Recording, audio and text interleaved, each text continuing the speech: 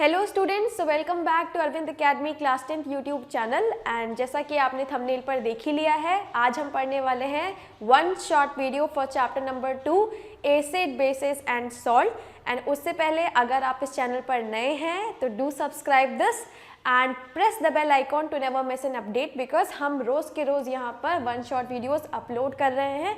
तो आपको अगर वन शॉट वीडियोस रोज़ाना देखने हैं तो do press the bell icon to never miss an update. So without any further delay, let's begin with our today's session, one short video for chapter number 2. Okay, this is for those students who wants to buy sample papers. There is a link in the description box. You can just click and purchase. Now syllabus, there is no reduction in this chapter. तो हमको ये chapter पूरा पढ़ना है, ठीक है? So now सबसे पहले है what is an acid। तो acid is a substance which releases hydrogen ion when dissolved in water।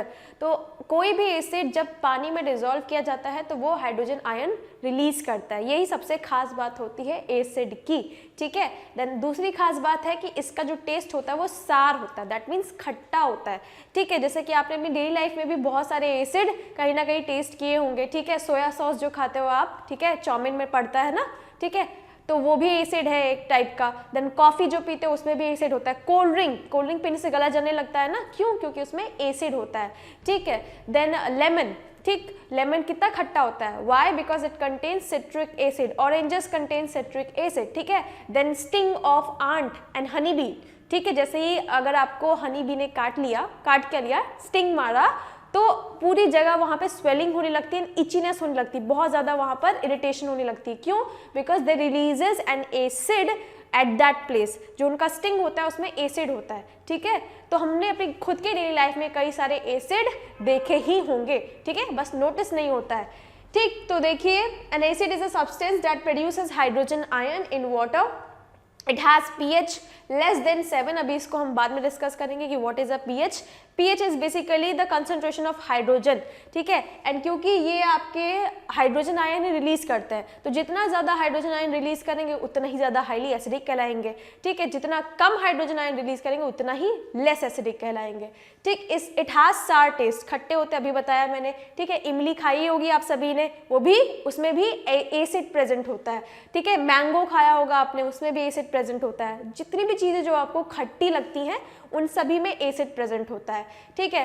Next देखिए, इट इज कोरोसिव, ठीक। कोरोसिव जो होते हैं बेसिकली जो आर्टिफिशियली मेड आपके एसिड हैं वही ज़्यादातर कोरोसिव होते हैं। ऐसे जो नेचर में प्रेजेंट है वो इतने कोरोसिव नहीं है, ठीक। जैसे कि हमने जो खुद से बनाया, like hydrochloric acid, H2SO4, these are highly corrosive. अगर ये हमारी स्किन पे गिर जाएंगे तो हमारी स्किन जल सकती है, मेटल पे गिर जाएंगे तो मेटल कोरोड हो जाएंगे, ठीक है। तो ये कोरोसिव होते हैं। Not all acid, but basically जो खुद से हमने बनाए हैं, इंडस्ट्रीज में जो एसिड बनाए जाते हैं वो हाईली कोरोसिव होते हैं, ठीक है। तीन ही है, HCl, H2SO4 एंड HNO3, ठीक है। These are very very strong acid and highly corrosive, ठीक है। इसीलिए तो जब हम लैब में जाते हैं तो बहुत ही कॉशन के साथ एसिड को हैंडल करने को बोला जाता है। वाई? बिकॉज उसको हमारी स्किन पर अगर गलती से भी उसका ड्रॉप पड़ गया तो वो हमारी स्किन को जला सकती है, ठीक है। कपड़ों पे पड़ेगा तो कपड़े फाड़ देगा, ठीक। नेक्स्ट देखिए एग्जाम्पल, हाइड्रोक्लोरिक एसिड है, ठीक है, H2SO4 that is sulphuric acid, HNO3 nitric acid, CH3COOH acetic acid, ठीक है। तो these are some common examples of acid, ठीक। Now next is what is a base. Any substance which releases hydroxide ions, ठीक है, OH minus ion. Acid जो होता है वो H प्लस आयन रिलीज करता है and bases OH minus ions release करते हैं, ठीक है, जब उनको वाटर में डिसॉल्व किया जाए, ठीक। तो इसी को हम बोलते हैं बेसिस। अब इनका टेस्ट कैसा होता है? कड़वे होते हैं टेस्ट से, बिटर इन टेस्ट होते हैं एंड सॉफ्ट एंड स्लिपरी होते हैं टच में। अगर आप सभी ने अपने घरों में सोप तो यूज़ किया ही होगा ना, कभी सोप का जो झाग होता है अगर मुंह में चला जाए तो वो कैसा होता है टेस्ट में? कड़वा सा होता है, ठीक है। एंड टच में कैसा होता है? स्लिपरी सा होता है सोप, है ना, सॉफ्ट एंड स्लिपरी। तो that is why it is like that, because it is a base, ठीक है। तो bases are bitter in taste and soft and slippery होते हैं, ठीक। तो सोप को बेसिस से बनाया जाता है इसीलिए वो ऐसा होते हैं, ठीक। So a base is any substance that produces hydroxide ions and in water, ठीक, they are bitter in taste and they feel slippery, छूने में स्लिपरी होते हैं, सॉफ्ट होते हैं। pH हमेशा 7 से ज़्यादा रहेगा। अब एग्जाम्पल देखिए, अच्छा जितने भी स्ट्रॉन्ग बेसिस होते हैं ना, उनका भी जो नेचर होता है वो कोरोसिव होता है। दैट मीन्स अगर स्ट्रॉन्ग बेसिस भी अगर आपकी बॉडी पर, कपड़े पर या मेटल पर गिरेंगे तो वो उसको करोड कर सकते हैं, स्किन को बर्न कर सकते हैं। ठीक है, स्ट्रॉन्ग बेसिस का जो इफेक्ट होता है वो सिमिलर होता है स्ट्रॉन्ग एसिड की तरह। ठीक, तो एग्जाम्पल देखिए, सोडियम हाइड्रोक्साइड सबसे ज़्यादा स्ट्रॉन्ग एसिड में यही आता है। Sodium hydroxide, potassium hydroxide, these are strong hydroxides. ठीक है, then ammonium hydroxide, it is a basically weak base. Then soluble basis, अब वो बेस जो कि पानी में सॉल्युबल होते हैं उनको हम एल्कली बोलते हैं। ठीक है, वो बेसिस जो कि पानी में सॉल्युबल है उनको क्या कहा जाता है, एल्कलाइज बोला जाता है। ठीक, तो बेसिस एंड एल्कलाइज को हम कई बार इंटरचेंज कर देते हैं।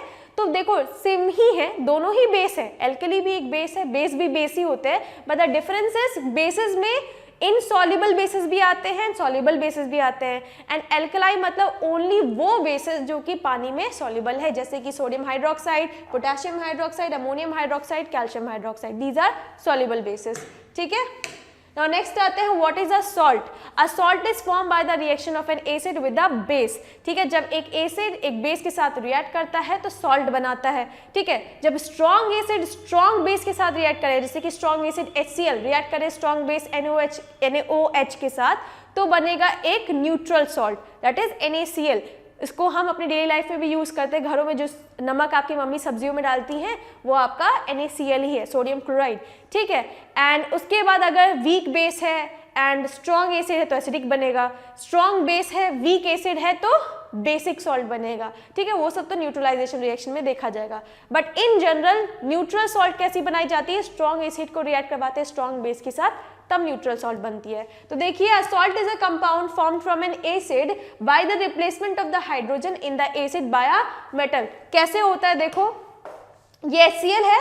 ठीक है, HCl का हाइड्रोजन, इन्होंने बोला salt is compound form from N acid by the replacement, इसका हाइड्रोजन हट जाता है मेटल से। तो देखो यहाँ पर यही तो हो रहा है ना, NaCl में यही तो हुआ है, हाइड्रोजन को रिप्लेस करके Na आ गया है, एंड बाकी जो OH था उसने इस हाइड्रोजन के साथ कंबाइन करके H2O बना लिया। तो ये डेफिनेशन सही है कि नहीं, अ salt is a compound form from N acid by the replacement of the hydrogen in the acid by a metal. Correct definition है। यहाँ पे इन्होंने एक एग्जाम्पल भी दे दिया है, हाइड्रोक्लोरिक एसिड, अगर हम उसमें हाइड्रोजन को रिप्लेस करें सोडियम के साथ तो it will become a salt. Correct है बिल्कुल। ठीक, now next heading is indicators. क्या होते हैं, तो इंडिकेटर्स वो सब्सटेंस है जिसके थ्रू हम किसी भी सोल्यूशन को बता सकते हैं कि whether that solution is an acid और अ बेस और अ न्यूट्रल सोल्यूशन। ठीक है, अगर आपके पास कई सारे सोल्यूशन दिए गए हैं, आपको फाइंड आउट करना हो कि उसमें से कौन सा सोल्यूशन एसिड है, कौन सा बेस है, कौन सा न्यूट्रल, तो आप कैसे पता लगाओगे, तो हम उसको वाया इंडिकेटर्स पता लगा सकते हैं कि whether a particular solution is an acid or a base or a neutral solution. तो दो substances which change their color in different types of substances या solutions, उनको हम indicators कहते हैं। अब ये indicators भी दो टाइप के हो सकते हैं, एक जो कि हमारे खुद के नेचर में प्रेजेंट है एंड दूसरा जो कि हम खुद से बना रखें। ठीक है, सिंथेटिक इंडिकेटर्स। तो सबसे पहले बात करते हैं नेचुरल इंडिकेटर्स की, जिसमें सबसे पहले आपका रेड अनियन पील। तो रेड अनियन पील जो होता है वो आपका रेड कलर का होता है एसिडिक सोल्यूशन में, ग्रीन कलर में चेंज हो जाता है बेसिक सोल्यूशन में। ऑल्सो जब बेसिक सोल्यूशन में इसको डाला जाता है तो इसकी जो कैरेक्टरिस्टिक स्मेल होती है, अनियन की एक पर्टिकुलर स्मेल होती है ना, वो उड़ जाती है। ठीक है, नेक्स्ट देखिए वनीला एक्सट्रैक्ट। वनीला एक्सट्रैक्ट के साथ भी सेम केस है। वनीला एक्सट्रैक्ट को भी अगर आप एसिडिक सोल्यूशन में डालोगे तब तो उसकी स्मेल रहती है, लेकिन बेसिक सोल्यूशन में जैसे ही डालोगे उसकी जो कैरेक्टरिस्टिक स्मेल होगी वो गायब हो जाएगी। ठीक है, तभी हम red onion peel and vanilla extract को ऑल्फैक्टरी इंडिकेटर्स भी कहते हैं, क्योंकि उनकी स्मेल चली जाती है जब हम उनको बेसिक सोल्यूशन में डालते हैं। तो नेक्स्ट देखिए red cabbage leave and beet root extract, these are also example of natural indicators. Next बात करते हैं सिंथेटिक इंडिकेटर्स। सिंथेटिक इंडिकेटर्स में सबसे कॉमनली जो दो यूज होते हैं, ठीक है, ये हमारे खुद के लैब में बहुत ज़्यादा यूज़ किया जाता है, मिथाइल ऑरेंज एंड फिनोप्थिलीन। ठीक है, इस साल बिकॉज ऑफ द कोविड-19 आपको लैब तो नहीं जाने को मिला होगा, बट बहुत ज़्यादा मज़ा आता है इनके साथ वर्क करने में, मिथाइल ऑरेंज एंड फिनोप्थिलीन। ठीक, तो देखिए मिथाइल ऑरेंज जो होता है उसका न्यूट्रल कलर, मतलब कि अगर उसको न्यूट्रल सोल्यूशन में डाला जाए तो वो ऑरेंज होता है। ठीक, एंड एसिड में जैसे ही उसको डाला जाएगा मिथाइल ऑरेंज को, तो वो पिंक कलर में चेंज हो जाता है। एंड जब बेसिस में हम उसको डालते हैं तो येलो कलर का हो जाता है। तो ये काफ़ी ही आपका कैरेक्टरिस्टिक कलर प्रोवाइड करता है तीनों के लिए, न्यूट्रल सोल्यूशन के लिए भी, एसिड सोल्यूशन के लिए भी एंड बेस के लिए। न्यूट्रल के लिए ऑरेंज कलर होता है, एसिड के लिए पिंक एंड बेसिस के लिए yellow. And it is very important from your exams point of view. कई बार क्वेश्चन आता है कि कौन सा कलर बनता है, ठीक है, तो इसको आप इंपॉर्टेंट में भी टिक कर सकते हैं। नेक्स्ट देखिए फिनोफ्थिलीन इंडिकेटर। फिनोफ्थिलीन इंडिकेटर का जो न्यूट्रल कलर है एसिड के साथ कलर होता है, दोनों सेम होता है पिंक, एंड बेसिस के साथ उसका कलर न्यूट्रल के साथ एंड एसिड के साथ उसका कलर होता है कलरलेस, एंड बेस में जब उसे डालेंगे तो पिंक हो जाएगा। तो देखिए फिनोफ्थिलीन जब उसको न्यूट्रल में या फिर एसिडिक सोल्यूशन में डालेंगे तो उसका कोई भी कलर नहीं आएगा, ठीक है, एंड जब उसको बेस में हम डालते हैं तो उसका कलर पिंक हो जाता है, ठीक। एंड इन दोनों ही इंडिकेटर्स को काफ़ी ज़्यादा केमिस्ट्री लैब में यूज़ किया जाता है to distinguish between an acid base and a neutral solution, ठीक है। अच्छा, नेक्स्ट आते हैं हम लिटमस सोल्यूशन पे। लिटमस सोल्यूशन तो सबसे कॉमनली यूज सोल्यूशन है, इसका पेपर भी आता है लिटमस पेपर, ठीक है। तो लिटमस सोल्यूशन यूज करिए, लिटमस पेपर यूज करिए, दोनों ही अच्छी बात है। तो देखिए सबसे पहले ये आपका बनता कैसे है, ये आपकी पर्पल कलर की डाई होती है, ठीक है, पर्पल कलर की डाई होती है जो कि लाइकेन से मिलती है। तो ये आपका किस टाइप का सोल्यूशन हो गया, नेचुरल हो गया, ठीक है। Litmus is a natural indicator because ये हमें नेचुरली प्लांट से मिलता है। अब it is use as an acid based indicator. अब देखते हैं कैसे। इसका जो नेचुरल कलर होता है, दैट मीन्स न्यूट्रल कलर जो होता है वो पर्पल होता है। ध्यान से देख लीजिए, पर्पल कलर होता है न्यूट्रल पे। अब इसको हम लैब में अवेलेबल है हमारे ब्लू या रेड लिटमस के थ्रू, ठीक है। अगर हमने किसी भी एसिड को ब्लू लिटमस में डाला तो वो रेड हो जाएगा, ठीक है। एंड अगर हमने एसिड को रेड लिटमस में डाला तो उस पर कोई इफेक्ट नहीं आएगा, ठीक है। तो एसिड को ब्लू लिटमस में डालेंगे तो रेड हो जाएगा, एंड अगर उसको रेड लिटमस पे डाला तो कोई इफेक्ट नहीं। सिमिलरली एक बेस को अगर हमने ब्लू लिटमस पे डाला तो उस पर कोई इफेक्ट नहीं दिखाता है, बट बेस को अगर आप रेड लिटमस पे डालोगे तो ब्लू आएगा। दैट मीन्स कंक्लूजन ये निकला कि an acid turns blue litmus red and a base turns red litmus blue, ठीक। Now next is types of acid. So different categories के बेसिस पर डिफरेंट टाइप्स के एसिड हैं। जैसे कि सबसे पहली कैटेगरी है बेस्ड ऑन अकरेंस। अब देखो इसमें दो एसिड हैं, एक है ऑर्गेनिक, एक है मिनरल। तो देखो नाम से ही पता चल रहा है ऑर्गेनिक मतलब कि लिविंग बींग से जो एसिड ऑब्टेन होता है। तो ऑर्गेनिक एसिड वो एसिड्स होते हैं जो कि हमें लिविंग बींग से ऑब्टेन होते हैं। जैसे कि फ्रूट्स में एसिड प्रेजेंट होते हैं ना, जैसे कि लेमन, ऑरेंजेस, उसमें सिट्रिक एसिड पाया जाता है, ठीक है। Then sting of ant contains formic acid, ठीक। तो इस तरह से जो एसिड हमें लिविंग बींग से डिराइव होते हैं उनको हम ऑर्गेनिक एसिड बोलते हैं। एंड नेक्स्ट आता है मिनरल एसिड जो कि हम इंडस्ट्रीज में प्रिपेयर करते हैं, ठीक है। रिएक्शन, केमिकल रिएक्शन के थ्रू जो एसिड्स बनाए जाते हैं उनको हम मिनरल एसिड कहते हैं, ठीक है। Man made acids are called mineral acid. इसके एग्जाम्पल कौन से है, HCl है, H2SO4 है, HNO3 है।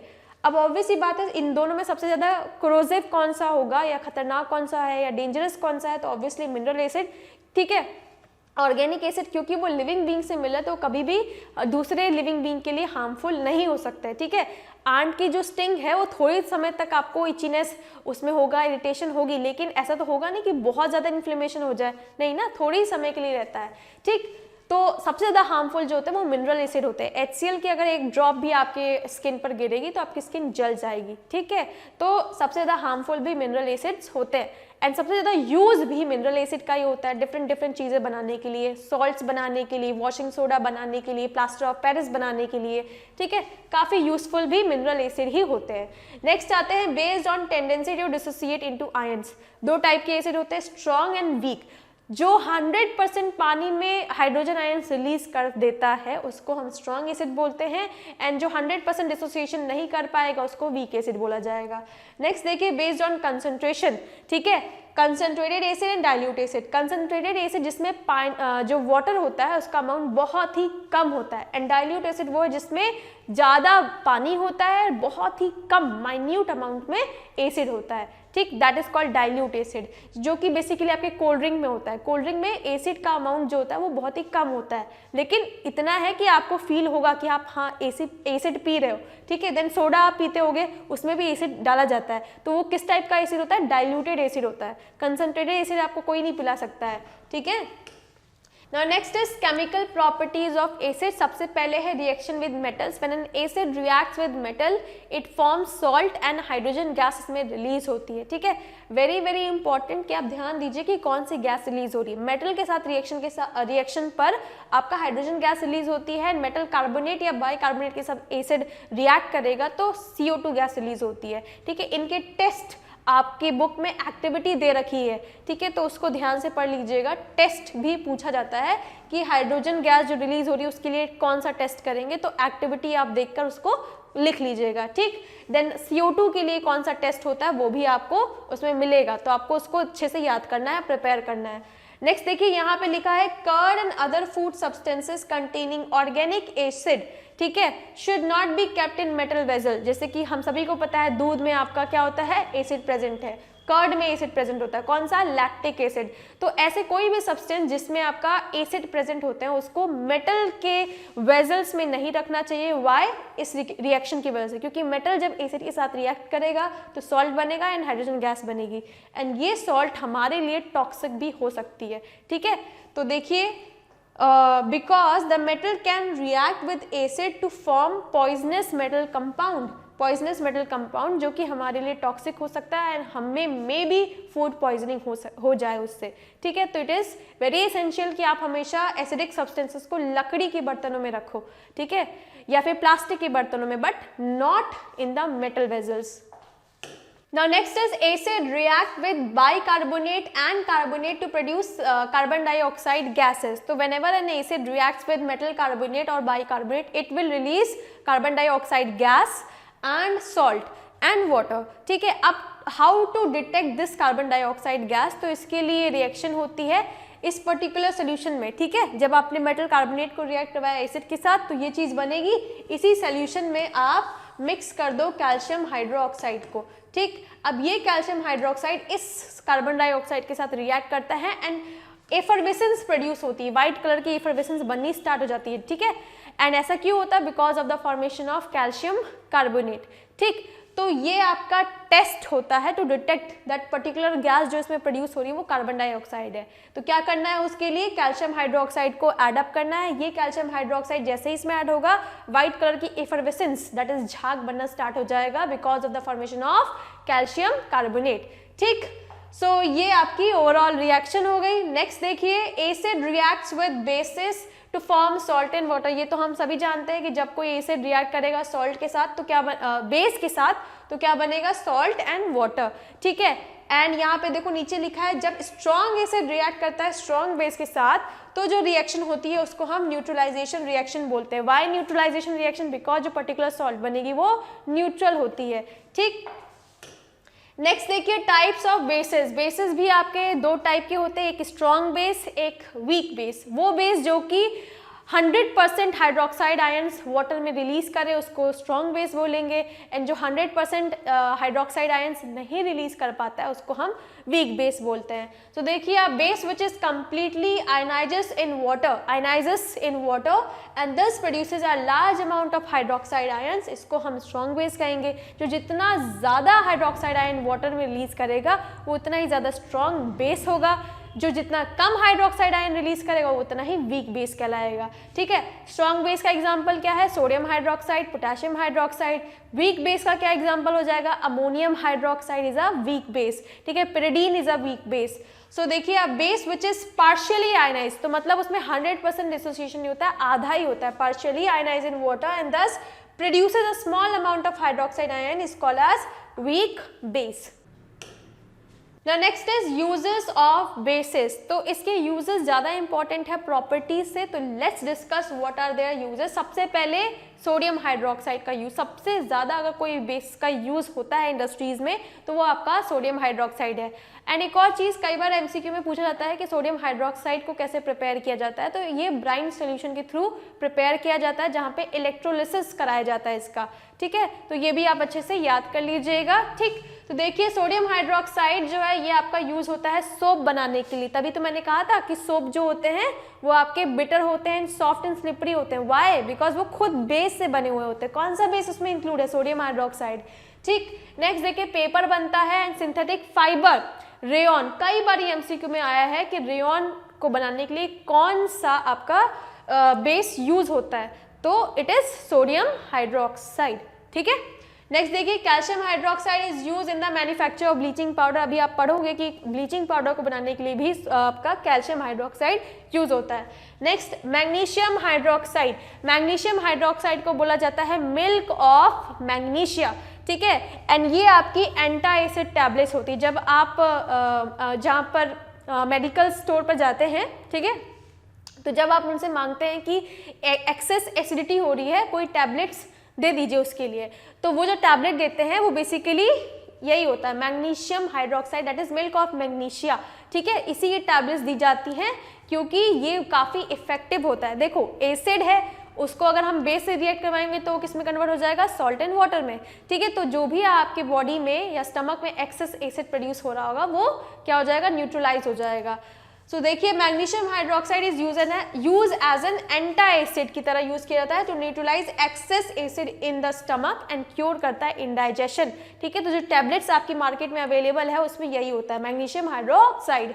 नेक्स्ट देखिए सोडियम कार्बोनेट का बहुत ज़्यादा यूज होता है वॉशिंग सोडा बनाने के लिए and for softening hard water, ठीक है। तो सोडियम कार्बोनेट को हार्ड वाटर को सॉफ्ट बनाने के लिए एंड वॉशिंग सोडा की प्रिपरेशन में भी यूज किया जाता है। What is washing soda? Detergents, ठीक है, जिससे कपड़े धुले जाते हैं वो इसके थ्रू ही बनाया जाता है। Now next is sodium bicarbonate, that is sodium hydrogen carbonate। इसका तो बहुत ज़्यादा यूज़ होता है। सबसे पहले बेकिंग सोडा, घरों में ये बेकिंग सोडा की तरह यूज़ किया जाता है, ठीक है। उससे हम केक को फ्लफी बना सकते हैं, सॉफ्ट बना सकते हैं, ठीक है। देन छोले कुलचे जो बनते हैं, कुलचे में भी बेकिंग सोडा को यूज़ किया जाता है, ठीक है। ब्रेड को फुलाने के लिए, मतलब वो कोई भी रेसिपी जहाँ पे आपको फ्लफी बनाना होता है उसके लिए बेकिंग सोडा यूज़ किया जाता है, ठीक है। देन इसके थ्रू ही हम एंटी एसिड भी रिमूव कर एसिडिटी भी रिमूव कर सकते हैं। Baking soda is a best anti acid. जैसे आपके घर में एंटी एसिड की टेबलेट्स नहीं प्रेजेंट है तो अगर आपके घर में बेकिंग सोडा भी है तो आप उसको भी पानी में डालकर पी सकते हो, उससे भी आपकी एसिडिटी की प्रॉब्लम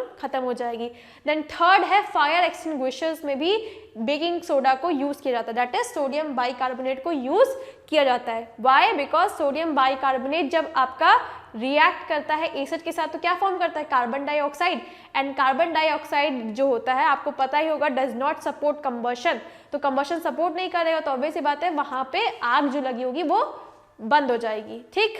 सो ये आपके कॉमन यूजेस हो गए बेसिस के। Now next is pH scale.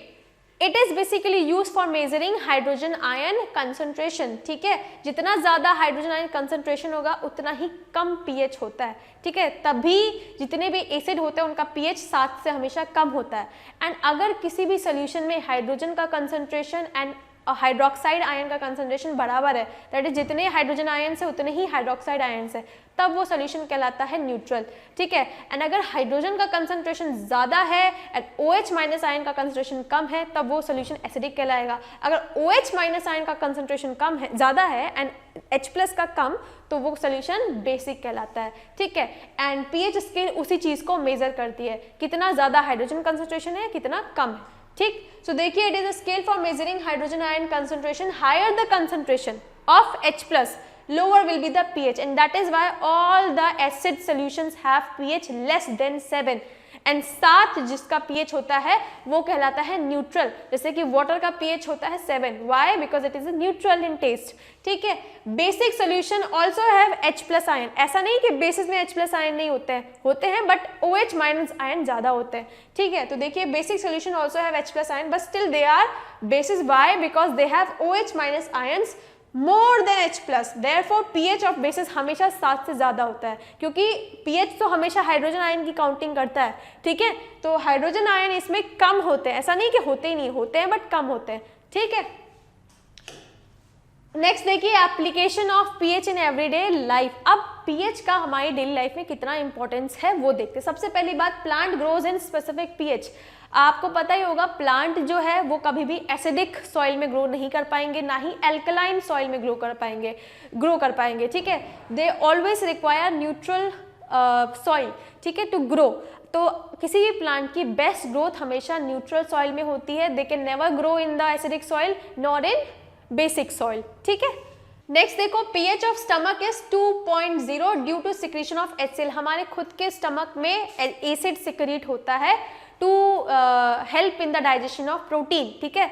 तो स्टमक में प्रोटीन के डाइजेशन के लिए एसिडिक मीडियम चाहिए रहता है, ठीक है। एंड वो एसिडिक मीडियम कहाँ से प्रोवाइड होता है? Because of this acid HCl which releases in our stomach, ठीक। तो pH ऑफ स्टमक जो है वो 2.0 होता है due to secretion of HCl। In case of indigestion, जब इनडाइजेशन होता है, खाना प्रॉपर्ली डाइजेस्ट नहीं हो पाता है, तो ये जो HCl होता है बहुत ज़्यादा इसके हमारी बॉडी में सिक्रीट होने लगता है, स्टमक में सिक्रीट होने लगता है, जिसकी वजह से एसिडिटी की प्रॉब्लम आ जाती है। तो उस एसिडिटी की प्रॉब्लम को हटाने के लिए you can take baking soda और मैग्नीशियम हाइड्रोक्साइड की जो टैबलेट्स आती हैं एंटी एसिड करके, वो आप ले सकते हो। एक्सेस एसिड फिर न्यूट्रलाइज हो जाएगा, ठीक है। तो देखिए acidity increases which can be neutralize by anti acid like milk of magnesia, baking soda which can neutralize excess of acid and give relief from pain. Anti-acid like milk of magnesium and sodium bicarbonate are weak bases. ये कैसे bases होते हैं? weak bases होते हैं, ठीक है। मैंने बताया ही था ना कि strong bases का जो इफेक्ट है बिल्कुल वैसा ही होगा जैसे कि स्ट्रॉन्ग एसिड का। तो ऑब्वियसली बात है हम स्ट्रॉन्ग बेसिस को अपनी बॉडी में कंज्यूम नहीं कर सकते हैं, ठीक है। तो इन्हीं को इसीलिए कंज्यूम कर सकते हैं because these are weak bases. Next देखो, digestion of carbohydrate doesn't takes place in stomach and due to acidic pH in which salivary amylase becomes inactive, it takes place in small intestine. तो जैसा कि मैंने अभी आपको बताया था ना कि स्टमक में प्रोटीन का डाइजेशन होता है। Why not the carbohydrates? Because carbohydrate को डाइजेस्ट करने के लिए जो एंजाइम वर्क करता है सैलिवरी अमाइलेज, वो इनएक्टिव हो जाता है एसिडिक पीएच में। प्रोटीन के डाइजेशन के लिए पेप्सिन चाहिए रहता है, पेप्सिन को एसिडिक एनवायरनमेंट चाहिए, लेकिन कार्बोहाइड्रेट के डाइजेस्ट करने के लिए जो एंजाइम बना हुआ है उसको बेसिक एनवायरनमेंट चाहिए रहता है, एल्कलाइन एनवायरनमेंट चाहिए रहता है, जो कि आपका स्टमक में नहीं होता है। इसीलिए केवल प्रोटीन ही डाइजेस्ट होता है आपका स्टमक में, ना कि कार्बोहाइड्रेट। कहाँ पे कार्बोहाइड्रेट का डाइजेशन होता है? स्मॉल इंटेस्टाइन में। वाई? बिकॉज स्मॉल इंटेस्टाइन में आपका कैसा पीएच होता है? एल्कलाइन पीएच होता है, ठीक है। नेक्स्ट देखिए, cold drinks, chocolates, sweets are most harmful for health as well as for tooth. Why? Because they produces acid in mouth which are responsible for tooth decay. कैसे होता है? देखिए चॉकलेट्स एंड स्वीट्स अगर आप खाओगे तो वो चीज़ हमको तो पसंद ही है, साथ साथ बैक्टीरियाज को भी पसंद है। तो जब bacterias in chocolate and sweets पर फीड करते हैं तो वो कुछ एसिड रिलीज करते हैं, एंड वो एसिड हमारे टीथ पर जब जाएगा तो उसको क्या कर देगा? धीरे धीरे करोड करना स्टार्ट कर देगा, जिसकी वजह से कैविटी फॉर्म हो जाती है, ठीक है। देन दूसरा कोल्ड ड्रिंक तो आप सभी जानते हो उसमें एसिड प्रेजेंट होता है, एंड आपको पता होना चाहिए कि अगर ज़्यादा देर आपने कोल्ड ड्रिंक को अपने माउथ में रखा तो आपका जो टूथ है उसमें डिजॉल्व भी हो सकता है, इतना ज़्यादा कोरोसिव नेचर होता है आपका एसिड का। सो देखिए, they produces acid in mouth which are responsible for tooth decay. Next, you may be surprised to know that tooth gets dissolved in cold drink if kept for long time, ठीक है। पर ऐसा नहीं कि इसे आप घर जाकर करने लगे कि कोल्ड ड्रिंक लिया एंड मुंह में डालने लगे, ठीक है, नहीं, ऐसा नहीं करना है। It is very dangerous. So do not drink cold drinks, बहुत ही हार्मफुल होते हैं, ठीक है। ज़रा सा स्मॉल अमाउंट में पी लीजिए सब चलेगा, लेकिन ज़्यादा नहीं पीना चाहिए, ठीक है, बहुत हार्मफुल है आपके टीथ के लिए। नेक्स्ट देखो, therefore we must avoid cold drinks, sweets and chocolate and should brush our teeth after every meal so as to prevent tooth decay, ठीक है। तो ये अच्छे बच्चों की तरह हमें 2 बार 3 बार ब्रश करना जरूरी है, एंड हर बार अपना माउथ वॉश करना है कुछ भी खाने के बाद, ठीक है। नेक्स्ट देखो, self defence by animals and plants through chemical warfare. अब यहाँ पर हम देखेंगे एनिमल्स में किस टाइप का एसिड रिलीज होता है एंड वो कैसे इसको यूज करते हैं अपने डिफेंस के लिए।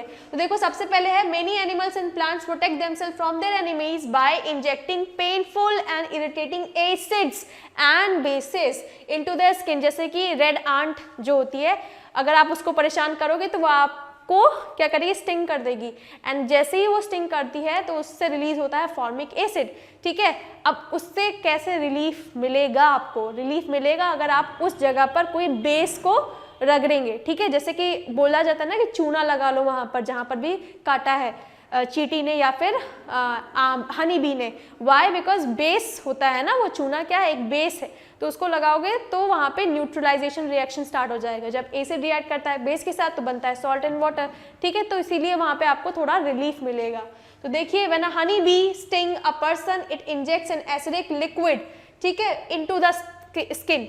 इन order to relieve the pain apply baking soda. अगर आपके घर में बेकिंग सोडा रखा है तो उसको अप्लाई करिए, चूना रखा है तो उसको अप्लाई करिए, मतलब कोई भी बेस लगा सकते हैं आप, माइल्ड बेस। ठीक है, over that area. Similarly sting of an ant and hair of nettle leaves. ठीक है, नेटल लीव्स है उसको भी अगर आप छुओगे तो आपको वहाँ पर इरिटेशन होने लगेगी और काफ़ी ज़्यादा इच्चीनेस होती है वहाँ पर। तो ये सब आपका रिलीज करती है मिथेनोइक एसिड। ठीक है, मिथेनोइक एसिड का ये फॉर्मिक एसिड का ये सेम बात है, विच कॉजेज बर्निंग। वहाँ पर जलन होती है, इरिटेशन होती है, ठीक है, इचीनेस होती है, उसको न्यूट्रलाइज करने के लिए आप वहाँ पर बेकिंग सोडा लगा सकते हैं। नाउ नेक्स्ट देखो, व्हेन अ वास्प स्टिंग करता है, तो अभी तक तो हमने केसेस देखे जहाँ पर एसिड रिलीज करते हैं। अब ये जो वास्प होता है ये रिलीज करता है बेस, जब इसको टच करा जाए तो when a wasp sting it releases alkaline liquid, hence rubbing with a mild acid। तो क्योंकि वास्प की स्टिंग से एल्कलाइन बेस निकलता है, तो अगर आप उस एरिया में कोई माइल्ड एसिड को लगाओगे तो आपको रिलीफ मिलेगा। जैसे कि विनेगर, आपके घर में सभी के घर में विनेगर अवेलेबल है, उसको आप वहाँ पर लगा सकते हो। ठीक है, उससे आपको रिलीफ मिलेगा। ना नेक्स्ट देखो वॉशिंग सोडा। अब यहाँ पर जो थोड़े इंपॉर्टेंट सॉल्ट्स हैं हम उसके फॉर्मेशन पढ़ेंगे, सारे सॉल्ट्स नहीं कवर किए, इंपॉर्टेंट वाले। जैसे कि वॉशिंग सोडा काफ़ी इंपॉर्टेंट है। तो देखो इसका केमिकल फॉर्मूला कई बार पूछा जाएगा आपसे। देखो जब भी सॉल्ट आएगा तो आपसे 3 चीज़ पूछी जाती है। सबसे पहले इसका केमिकल फॉर्मूला, प्रिपरेशन, प्रॉपर्टीज, तो ये आपको तीनों पता होना चाहिए। तो देखो इसका केमिकल फॉर्मूला होता है sodium carbonate, that is Na2CO3.10H2। What is 10H2O? Water of crystallization. ठीक है, so it's chemical formula is Na2CO3.10H2O। अब इसको बनाते कैसे हैं? अच्छा, यहाँ लिखा है एनहाइड्रोसोडियम कार्बोनेट, मतलब अगर हमने सोडियम कार्बोनेट में से उसका वाटर ऑफ क्रिस्टलाइजेशन निकाल दिया, कैसे निकलेगा? जब उसको हीट करोगे तो वो कन्वर्ट हो जाता है सोडा ऐश में, that is called as sodium carbonate. ठीक है, ये केवल Na2CO3 को बोला जाता है सोडा ऐश, एंड जब उसमें water of crystallization add up हो जाता है तब उसको बोला जाता है वॉशिंग सोडा। दोनों में डिफरेंस है। ठीक है, सोडा ऐश ये है एंड वॉशिंग सोडा ये है। ठीक है, now next is preparation of washing soda. Firstly सबसे पहले क्या क्या चीज़ें यहाँ पर लेनी है, दैट इज रॉ मटेरियल क्या क्या लेना है वो देख लेते हैं। सबसे पहले आपको लेना है NaCl, फिर लेना है आपको अमोनिया, देन लेना है कार्बन डाइऑक्साइड गैस, एंड इनको वाटर के साथ मिक्स करके आपका रिएक्शन स्टार्ट करानी है। ठीक है, उसके बाद आपका बन जाएगा sodium bicarbonate, that is NaHCO3, and उसके साथ साथ बनता है अमोनियम क्लोराइड। ठीक है, सो देखिए firstly a cold and concentrated sodium chloride solution is reacted with ammonia and carbon dioxide gas to obtain sodium hydrogen carbonate plus ammonium chloride बनता है। अब ये जो सोडियम हाइड्रोजन कार्बोनेट बनता है वो स्लाइटली सॉल्युबल होता है वाटर में, so it precipitates out as solid. ठीक, नेक्स्ट देखिए सेकेंडली, नाउ सोडियम बाइकार्बोनेट या उसको ही हम हाइड्रोजन कार्बोनेट भी बोलते हैं, वो सेपरेट होता है by filtration, dry and heated. क्योंकि आपने देखा ही था कि वो जो सोडियम बाइकार्बोनेट है वो आपका बहुत ही स्लाइटली सॉल्युबल होता है वाटर में, ज़्यादातर वो पीपीटी के फॉर्म में आपका ऑब्टेन हो जाता है। ठीक है, तो उसी पीपीटी को हम फिल्टर करके ऑब्टेन कर लेते हैं एंड देन उसको फिर हीट किया जाता है। तो जैसे ही सोडियम हाइड्रोजन कार्बोनेट की हीट कराया जाता है तो वो कन्वर्ट हो जाता है सोडियम कार्बोनेट में। सोडियम हाइड्रोजन कार्बोनेट से कन्वर्ट हो जाता है सोडियम कार्बोनेट में, ठीक है। एंड ये ही सोडियम कार्बोनेट को हम क्या बोलते हैं, सोडा ऐश बोलते हैं, ठीक है। एंड इसी सोडा ऐश में जब हम वाटर ऐड अप करते हैं तो वो फिर वॉशिंग सोडा में कन्वर्ट हो जाता है। बहुत ही सिंपल प्रोसेस है। एंड ये जो प्रिपरेशन होती है सोडा ऐश की, यहाँ तक की, केवल यहाँ तक की प्रिपरेशन, इसको ही सॉल्वे प्रोसेस बोला जाता है। तो कई बार आपसे सॉल्वे प्रोसेस पूछा जाता है, तो सॉल्वे प्रोसेस में आपका वॉशिंग सोडा नहीं बनता है, सोडा ऐश बनता है, ठीक है, ये ध्यान रखिएगा। अब देखो, this preparation of sodium carbonate is also known as Solvay process. तो Solvay process only involves the formation of soda ash, washing soda का फॉर्मेशन नहीं है वो, ठीक है। तो कई बार बच्चे गलती करते हैं, ये वाली भी लिखाते हैं वहां पर, ये नहीं है, केवल सोडियम कार्बोनेट का फॉर्मेशन ही सोडा सॉल्वे प्रोसेस में आता है, ठीक है, दैट इज सोडा ऐश का फॉर्मेशन।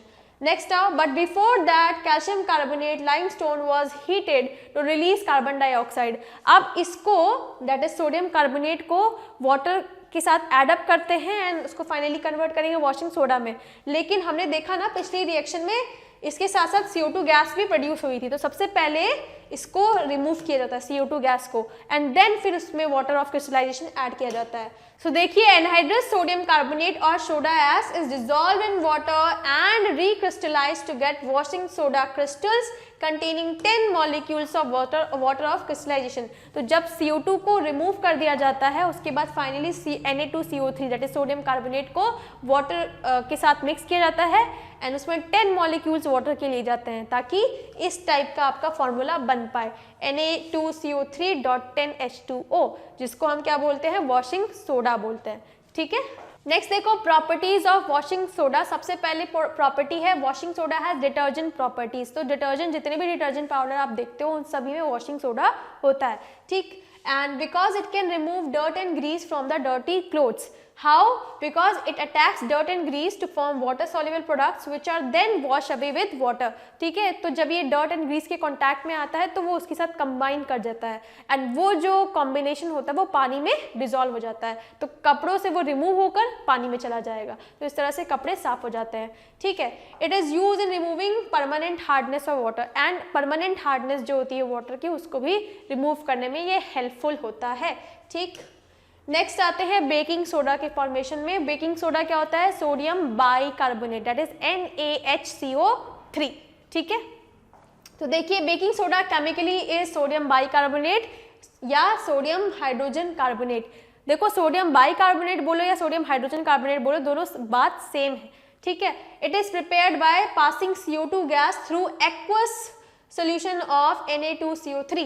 वेरी इजी, Na2CO3 अगर आपके पास है, दैट इज सोडियम कार्बोनेट अगर आपके पास है, उसमें CO2 गैस को पास ऑन करा दीजिए, वो तुरंत कन्वर्ट हो जाएगा NaHCO3 में। याद करिए, ये रिएक्शन हमें पिछले वाले में भी देखी थी, जहां पर सोडियम बाइकार्बोनेट को हीट कर रहे थे तो आपका Na2CO3 बन रही थी, CO2 आपका रिलीज हो रहा था H2O। तो देखो, ये रिएक्शन ऑपोजिट डायरेक्शन में भी पॉसिबल है। इसको जब हीट करोगे तो इसमें ब्रेक होगा, ठीक है, एंड इसको आपस में कंबाइन करोगे तो इसमें ब्रेक फॉर्म होगा, है कि नहीं। तो बहुत ही इजी रिएक्शन है ये आपकी।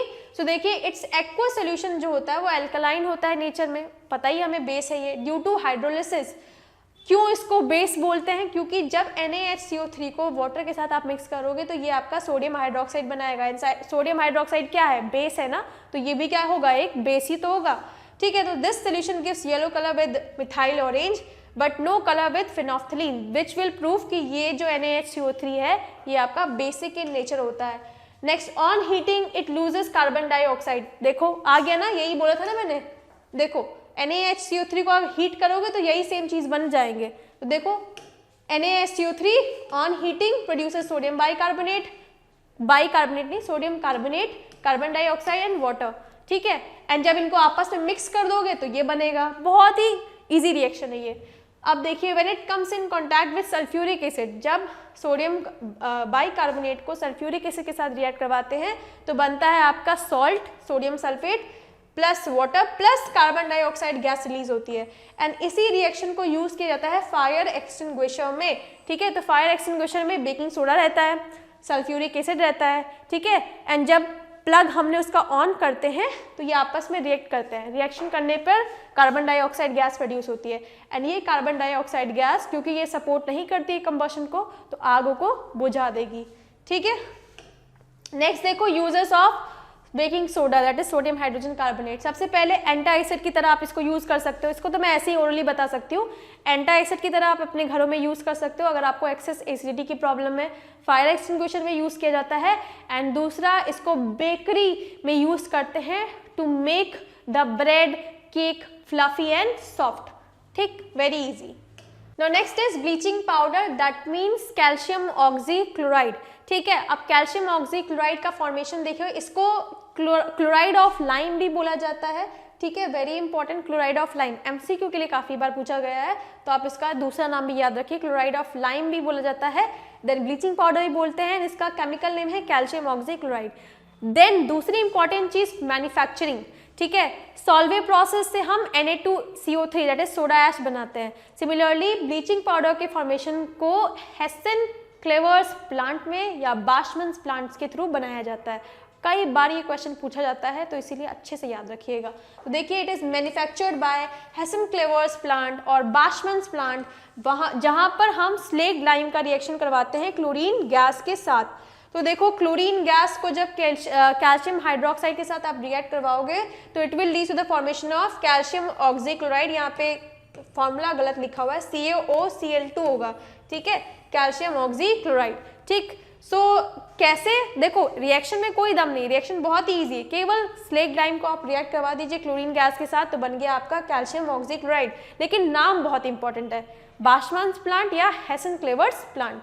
ठीक, next is uses of bleaching powder. सबसे पहले कॉटन को ब्लीच करने के लिए वुड पल्प जो कि पेपर बनाने में यूज होते हैं उनको ब्लीच करने के लिए यूज किया जाता है। देन कपड़ों को, लॉन्ड्रीज में कपड़ों को ब्लीच करने के लिए ब्लीचिंग पाउडर का यूज होता है। सो देखो, it is use for bleaching cotton, linen in textile industries, for bleaching wash clothes in laundries. Next देखो, it is use as an oxidising agent in many chemical industries में इसको oxidising agent की तरह भी use करते हैं। Then bleaching powder को पानी को, वाटर को डिसइंफेक्ट करने के लिए भी यूज किया जाता है। So it is use for disinfecting drinking water to make water free from micro organisms और germs. It is use for manufacture of chloroform, chloroform को भी बनाने के लिए आपका ब्लीचिंग पाउडर यूज होता है। एंड ऑल्सो वूल को, ठीक है, जो ऊनी कपड़े होते हैं उसको अनश्रिंकेबल बनाता है। ठीक है, तो जो भी आपके पाउडर्स आते हैं जो स्पेशली वुलन क्लोथ्स को धुलने के लिए आते हैं उनमें ब्लीचिंग पाउडर ऐड किया जाता है ताकि जो वुलन क्लोथ्स है वो श्रिंक ना हो। ठीक है, नेक्स्ट प्लास्टर ऑफ पेरिस। ठीक है, प्लास्टर ऑफ पेरिस POP, इससे आपकी घरों की पुट्टी कराई जाती है। तो इसका फॉर्मूला क्या है, कैल्शियम सल्फेट .1/2H2O। ठीक है, CaSO4.1/2H2O, ये इसका फॉर्मूला है। बनता किससे है, जिप्सम से बनता है, उसका भी फॉर्मूला आपको पता होना चाहिए। सो देखिए, सबसे पहले chemically plaster of Paris is calcium sulphate hemihydrate, half water molecule है ना इसमें, इसीलिए हेमीहाइड्रेट बोल रहे हैं। It is called plaster of Paris because it is obtain from gypsum which is mainly found in Paris. ठीक है, तो पेरिस में ये ऑब्टेन हुआ था सबसे पहले, इसीलिए हम इसको प्लास्टर ऑफ पेरिस भी बोलते हैं। ठीक है, प्रिपरेशन कैसे की जाती है, plaster of Paris is obtain by heating gypsum that is CaSO4.2H2O at 373 kelvin temperature. And यहाँ पर टेम्परेचर का बहुत ही ज़्यादा इंपॉर्टेंट रोल होता है, इसलिए टेम्परेचर लिखना इज वेरी एब्सोल्यूट एसेंशियल। आप केवल CaSO4.2H2O एंड ये रिएक्शन लिख कर आ जाओगे तो आपको नंबर नहीं मिलेंगे, आपको टेम्परेचर मेंशन करना पड़ेगा। 373 केल्विन पे प्लास्टर ऑफ पेरिस बनता है। तो देखिए, CaSO4 that is calcium sulphate .2H2O when reacts at 373 kelvin temperature it will lead to the formation of plaster of Paris that is CaSO4.12H2O। ठीक है, कैल्शियम सल्फेट हेमीहाइड्रेट। ठीक है, next properties क्या होती हैं, it is a white powder, white colour का होता है। When it is mixed with water crystal of gypsum are produced and set into hard mass. तो जब हम POP में वाटर को ऐड करते हैं तो वो क्या बेसिकली किस में कन्वर्ट हो जाता है, जिप्सम में कन्वर्ट हो जाता है। ठीक है, तभी तो POP थोड़ी देर बाद सूख जाती है तो एकदम हार्ड हो जाती है। Why, because it then again converted into gypsum. ठीक है, now the setting process is exothermic, और ये जो सेटिंग का प्रोसेस होता है एक्सोथर्मिक होता है। तभी पीओपी में जब आप वाटर ऐड करते हो अपने हाथों से कभी इसको टच करके देखिएगा, वो आपको वार्म फील होता है। वाई? क्योंकि ये प्रोसेस एक्सोथर्मिक है। तो जब कभी भी आप पीओपी को मिक्स करेंगे वाटर से, अपने हैंड से मिक्स करिएगा, आपको वहाँ पर गर्माहट फील होती है, ठीक है। Why? Because it is an exothermic process. Next देखो, when plaster of Paris is heated at 473 Kelvin temperature, it forms anhydrous calcium sulfate, which is known as dead burnt plaster. It has no setting property as it takes up water very slowly. तो जैसा कि मैंने आपसे कहा ही था कि temperature बहुत important है। 373 केल्विन पर जिप्सम आपका पीओपी में कन्वर्ट होता है एंड 473 केल्विन पर ये डेड बर्न प्लास्टर में कन्वर्ट होता है। दैट मीन्स कि अब वो किसी भी काम का नहीं रह गया है, वो अब फिर आपका सेटिंग में या प्लास्टर ऑफ पेरिस की तरह बिल्कुल वर्क करेगा ही नहीं। उसको हम अपने घर को प्लास्टर करने के लिए यूज नहीं कर सकते। डेड बर्न प्लास्टर, ठीक है। तो ये भी इंपॉर्टेंट है कि what happens at 473 kelvin temperature, it will lead to the formation of dead burn plaster and जिसका सेटिंग प्रॉपर्टी नहीं होता है, ठीक है। तो देखो, as it has no setting property as it takes up water very slowly, ठीक है। तो 473 केल्विन पे डेड बर्न प्लास्टर बनता है एंड 373 केल्विन पे पीओपी बनता है, ठीक है। यूजेस आप जान ही रहे हो, घर के प्लास्टर करने के लिए यूज होता है। दूसरा, फ्रैक्चर, जब आपका हाथ पैर कहीं भी टूट वूट जाए तो उसको भी फ्रैक्चर करने के लिए कह रहे हैं, उसको भी प्लास्टर करने के लिए आपका पीओपी यूज होता है, ठीक है। Okay, so with this we have come to the end of this chapter and I hope आपको ये वीडियो अच्छा लगा हो। पसंद आने पे do like, comment and share, and हम मिलते हैं बहुत ही जल्द किसी और नई वीडियो में। Till then, wish you all the very best, have a very good day, thank you.